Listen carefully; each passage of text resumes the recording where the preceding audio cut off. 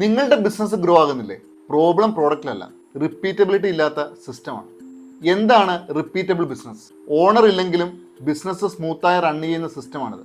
ഒരു ബിസിനസ് സ്കെയിലബിളും റിപ്പീറ്റബിളുമായി മാറണമെങ്കിൽ ഈ 3 ക്രിട്ടിക്കൽ എലമെന്റ്സ് വേണം: പീപ്പിൾ, പ്രോസസ്, ടെക്നോളജി. എന്താണ് പീപ്പിൾ? ഓണർ എല്ലാം ചെയ്യണമെന്ന മൈൻഡ് സെറ്റ് ആദ്യം മാറണം. ഞാൻ ചെയ്താലേ ശരിയാവൂ എന്ന് ചിന്തിക്കുന്നുണ്ടെങ്കിൽ ആ ചിന്തയാണ് ആദ്യം മാറ്റേണ്ടത്.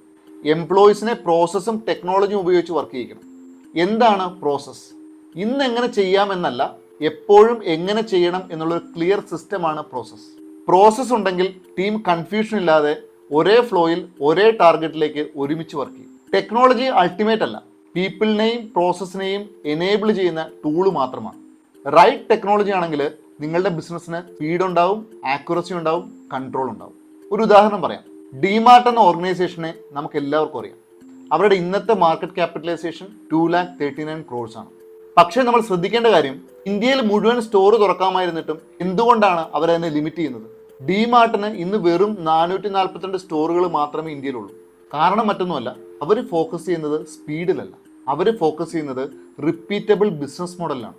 അതിനുവേണ്ടി അവർ സ്ട്രോങ് ടീമിനെ ബിൽഡ് ചെയ്തു, റൈറ്റ് പ്രോസസ്സ് ക്രിയേറ്റ് ചെയ്തു, റൈറ്റ് ടെക്നോളജി ഇംപ്ലിമെന്റ് ചെയ്തു.